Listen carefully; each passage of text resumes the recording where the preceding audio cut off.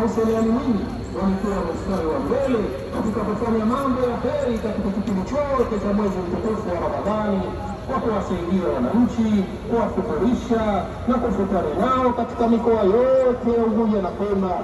kusali tarawehe katika misikiti mbalimbali, kushiriki katika mashindano ya Qur'ani ndani na nje ya Zanzibar na mambo mengi mengineyo.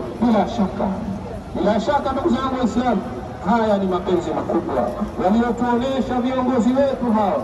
ambapo inatupasa nasi tuige nyenendo zao, kuwashukuru, kuwatii na kuombea dua za kheri, kwani Mtume sallallahu alayhi wasallam amesema خيار أئمتكم الذين تحبونهم ويحبونكم وتصلون عليهم ويصلون عليكم رواه مسلم. يعني viongozi wenu bora ni wale ambao mnawapenda nao wanakupendeni, na mnawaombea dua nao wanakuombea dua. Imepokelewa na Imamu Muslim. Ndugu zangu Waislamu, umoja na mshikamano tuliouonyesha katika mwezi mtukufu wa Ramadhani wa kujumuika kwetu kwenye futari za pamoja, sala za tarawehe na katika shughuli mbalimbali, mafundisho tosha tunayofundishwa